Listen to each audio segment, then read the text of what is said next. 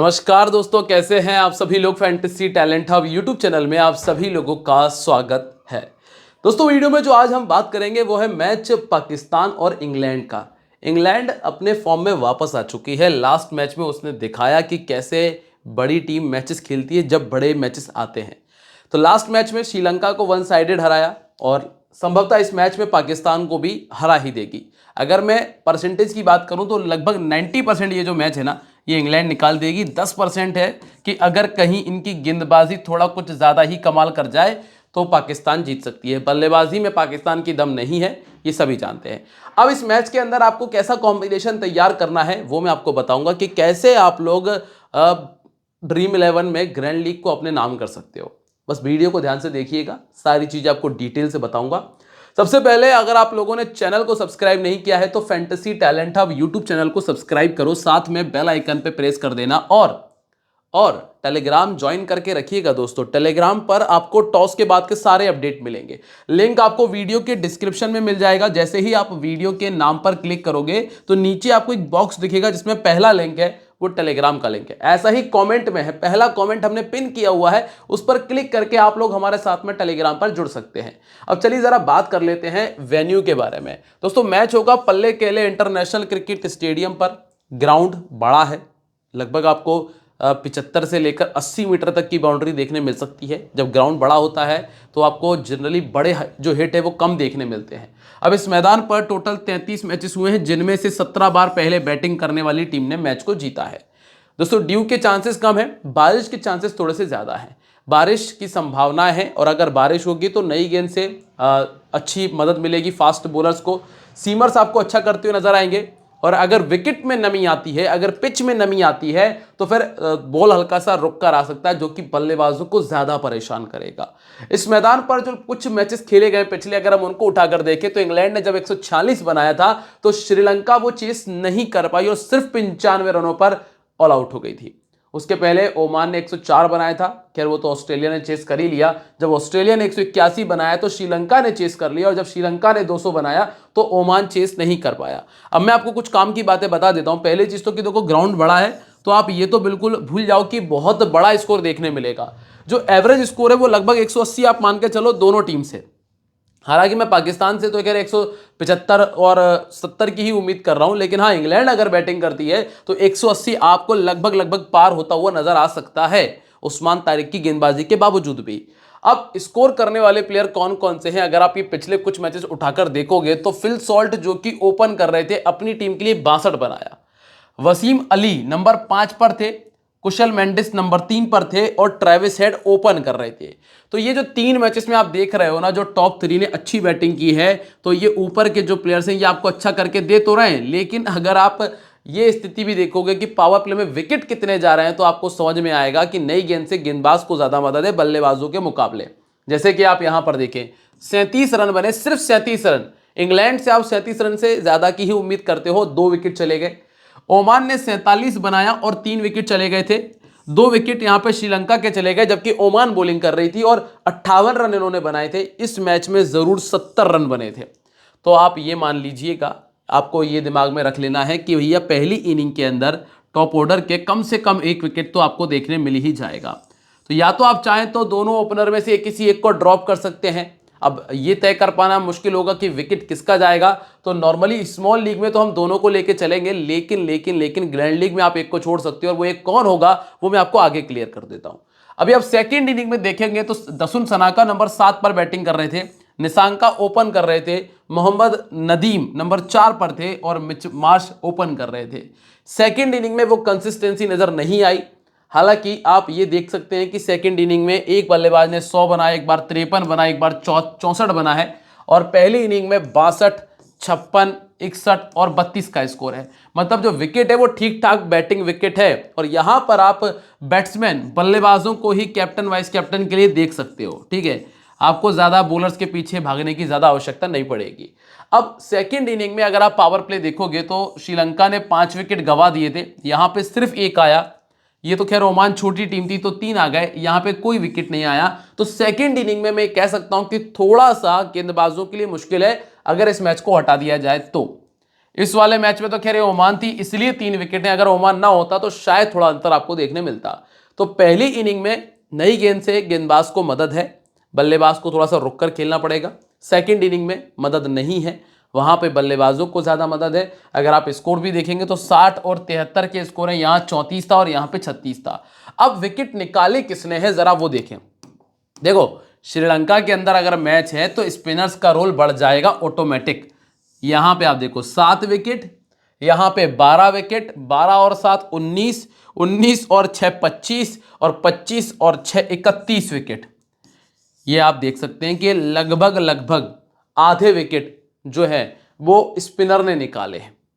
और fast bowlers को क्या मिला, 3 और 3 6, 6 4 10, 10 5 15, 15 और 4 19 विकेट। कितना ज्यादा अंतर है ये आप खुद देख लीजिए। अब इसके बाद आप खुद समझ जाइएगा कि आपको कौन से बॉलर्स को प्रायोरिटी देनी है, कौन से गेंदबाज आपकी टीम में ज्यादा इंपॉर्टेंट है। यहां तक अगर आपको समझ में आ गया है तो अब आगे बढ़ जाते हैं। दोस्तों वीडियो को अगर लाइक कर दोगे तो बहुत अच्छा लगेगा, वीडियो को लाइक और कमेंट कर दीजिएगा। अब टोटल जो दोनों टीमें आमने सामने हुई उसमें इंग्लैंड ने 20 जीते, पाकिस्तान ने 9 मैचेस जीते हैं। पाकिस्तान जब 157 बनाई थी पिछली टाइम तो इंग्लैंड ने 158 कर लिया था, जिसमें उस्मान के 38, बाबर का 36 और रऊफ के 3 विकेट है। अगर पाकिस्तान ने पहले बैटिंग कर ली ना तो फिर पाकिस्तान का हारना लगभग लगभग तय है, क्योंकि मैं पाकिस्तान से फिर बहुत बड़े स्कोर की उम्मीद नहीं कर पाऊंगा। Phil Salt 45, Butler 39, Mark Wood 2, Adil Rashid 2 और लिविंगस्टन के 2 विकेट हैं। एक और मैच जिसमें बटलर ने 84 बनाया, जैक्स का 37 था, टॉपली के 3, अली के 2, आर्चर के 2 विकेट थे। यहां पे फकर जमान 45, बाबर का 32, रऊफ के 2, शाहीन के 3 और इमाद वसीम के 2 विकेट हमने देखे थे। और ये मैच भी पाकिस्तान हार गया था, मतलब पिछले दोनों मैचेस में इंग्लैंड ने ही बाजी मारी है। अब ओपन करेंगे सॉल्ट और बटलर। इस मैच में आप बटलर के बैट से एक बड़ा स्कोर देख सकते हो, ठीक है। Jacob Ethell number 3, Tom Benton, Brook, Sam Curran के बाद आप देखेंगे विल जैक्स तक इनके पास में बल्लेबाजी है। यहां बल्लेबाजी का एंड होता है। नई गेंद से जो बॉलिंग आपको देखने मिलेगी वो आपको देखने मिलेगी आर्चर से, वो आपको मिलेगी ओवरटन से। इसके अलावा लियाम डॉसन पावर प्ले में 1 ओवर की गेंदबाजी कर देते हैं और कई बार आपको विल जैक्स भी नजर आएंगे। अब इस मैदान पर जो इन्होंने मैचेस खेले, अगर आप उन रिकॉर्ड की चर्चा करोगे तो आपको क्या देखने मिलेगा कि फिल सॉल्ट इस मैदान पे एवरेज 36 है, 100 रन बना चुके हैं, एक बार 50 भी किया है। स्ट्रगल कर रहे हैं जॉस बटलर, क्योंकि 4 मैचेस में सिर्फ 88 बनाया। जैकब बेथल का रिकॉर्ड और भी गंदा है, जबकि ये प्लेयर बहुत अच्छा है। टॉम बेंटन का 4 में 96 है, ये एक 50 कर चुके हैं। इसके बाद हैरी ब्रूक है भैया 4 में 70 और सैम करन है 4 में 90 प्लस 3 में 3 विकेट। तो सैम करन एक ऑलराउंडर। इसके बाद विल जैक्स 2 में 24 और विल जैक्स को 3 में 7 विकेट इस मैदान पे मिल चुके हैं। फिर आते हैं आर्चर, 3 में 4 विकेट इनके पास, डॉसन के पास 4 में 6 विकेट है, आदिल रशीद 4 में 7 है और जेमी ओवरटन 4 में 3 विकेट है। अब आप यहीं से अंदाजा लगा लीजिए कि जो विकेट है वो किस तरीके से काम कर रहा है। फास्ट बॉलर कितने हैं, 1, जोफ्रा आर्चर 2, जेमी ओवरटन 3। इन तीनों ने मिलकर कितने विकेट निकाले हैं, 3 3 4 7 7 3 10 विकेट। अब आप स्पिनर्स के विकेट जरा देख लीजिए, स्पिनर्स ने कैसे निकाले, 7 6 13 13 और 7 20 विकेट, बिल्कुल डबल आपको मिल रहा है ना। तो ये चीज आपको समझ में आ गई कि भैया यहाँ कौन काम ज्यादा अच्छा कर रहा है, यहाँ स्पिनर ज्यादा अच्छा कर रहे हैं, ठीक है। अब रिकॉर्ड्स की जरा चर्चा करते हैं। सबसे पहला नाम है फिल सॉल्ट का, 38 का एवरेज है, 650 है, 2 शतक है और पाकिस्तान के सामने 26 का एवरेज है। दोनों इनिंग्स का रिकॉर्ड बहुत अच्छा है, रिसेंटली अच्छा कर भी रहे हैं। फिल सॉल्ट आपके लिए कंफर्म है। Number 2 Buttler. अब बटलर के साथ एक समस्या ये चल रही है कि ये सीजन अच्छा नहीं चल रहा है, तो अगर हम ग्रैंड लीग में सोचें कि भैया किसी को छोड़ा जाए, किसी पर रिस्क लिया जाए, तो बटलर पे वो विचार करा जा सकता है। लेकिन मेरे लिए इस मैच में बटलर आपको 50 करके देने वाले हैं, ठीक है। पाकिस्तान के सामने 11 मैचेस में तो 2 50 हैं, 34 मैचेस में 34 का ही एवरेज है, 6 50 है। पहले बैटिंग करते हुए आपको 4 बार 50 से ऊपर का स्कोर करके दे चुके हैं। नंबर 3 पे आपको मिलते हैं जैकब बेथल, जिन्होंने ऑलमोस्ट हर एक मैच में स्कोर किया, हर एक मैच में स्कोर है। एवरेज 27 है, 3 50 है और पहले बैटिंग करते हुए 2 50 का स्कोर कर चुके हैं। राइट आर्म मीडियम इनको थोड़ा परेशान करता है, पर सामने वाली टीम में जो फहीम अशरफ है उनको गेंदबाजी नहीं दी जा रही है। नंबर 4 पे अगर आप आओगे तो टॉम बेंटन है, ये है रिस्की प्लेयर। चूंकि पाकिस्तान के सामने बैटिंग अच्छी की है पर ये रिस्की है, सेकंड इनिंग में 3 50 और थोड़ा उसके सामने 7 बार आउट और मोहम्मद नवाज मिल जाएंगे। और ये जिस नंबर पर बैटिंग करने आएंगे ना, वहां से फिर उस्मान तारिक की गेंदबाजी शुरू हो जाएगी, साइम अयूब की गेंदबाजी शुरू हो जाएगी, जो कि परेशानियां बढ़ाएंगी। इसीलिए नीचे के जो प्लेयर्स हैं उनमें सिर्फ मैं ऑलराउंडर्स को ही टीम में जगह दे पाऊंगा। इसीलिए हैरी ब्रूक भी मेरी टीम में नहीं है। अगर ये बहुत अच्छा कर रहे होते तो फिर भी विचार करते, पर अभी मेरी टीम से ये बाहर है। दोनों इनिंग्स में 2-2 50 हैं, ऑफ स्पिन नहीं खेल पा रहे, तो उस्मान तारिक इनके लिए परेशानी करेंगे, साइम अयूब परेशानी करेंगे। इसके बाद सैम करन है। सैम करन चूंकि बैटिंग प्लस बॉलिंग आपको दोनों करके देंगे, इसीलिए सैम करन आपके लिए टीम में जगह बना लेते हैं। पहले बैटिंग करते हुए तो और भी अच्छा ऑप्शन है वाइस कैप्टनसी का। इसके बाद अगला जो नाम आपको मिलता है वो विल जैक्स का है। विल जैक्स भी दोस्तों लास्ट मैचेस में गेंदबाजी की है और इस मैदान पे इन्होंने विकेट्स भी निकाले हुए हैं, इसीलिए विल जैक भी आपके लिए एक अच्छा ऑप्शन होगा जिसको आप टीम में लेके चल सकते हैं।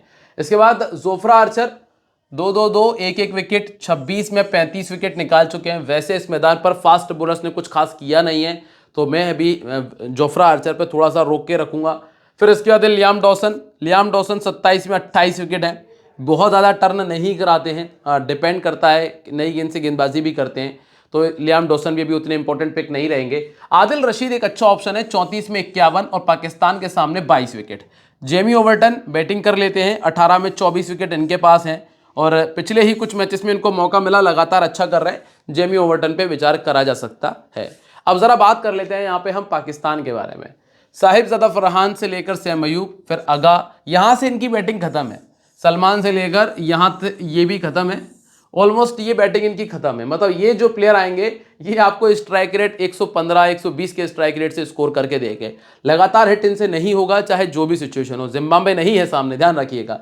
अब इसके बाद ये बॉलिंग में अगर बात करेंगे तो तारिक पे डिपेंड करेगी टीम, अबरार पे डिपेंड करेगी, और इसके अलावा साइम अयूब की गेंदबाजी पे और शादाब खान की गेंदबाजी पे टीम ज़्यादा डिपेंड करने वाली है। इस मैदान पे इन्होंने मैच नहीं खेला। अब सीधा चलते हैं और अब बात करते हैं साहिबजादा फरहान की।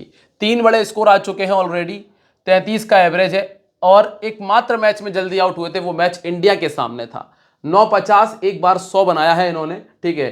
पहले बैटिंग करते हुए 7-50 है, इनको लेके चलेंगे प्लस इनको लेके चलेंगे, क्योंकि इनका बैटिंग बहुत गंदा चल रहा है। लेकिन बात आती है कि ये हर मैच में कम से कम 1 विकेट निकाल जाते हैं और इसी वजह से इनको हमने टीम में रखा है, ठीक है। तो साइम अयूब प्लस साहिबजादा फरहान ये दोनों टीम में जगह बना रहे हैं।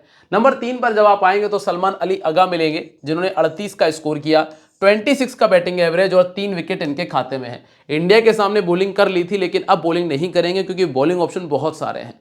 और रही बात बैटिंग की, तो 26 का एवरेज है। अगर 25-26 बनाते हैं, 30 तक भी बनाते हैं तो उतनी बड़ी दिक्कत नहीं होगी। तो सलमान अगा नहीं है अच्छा ऑप्शन। रही बात बाबर आजम की, बाबर आजम को आप पहले बैटिंग में सोच सकते हो। क्यों सोच सकते हो?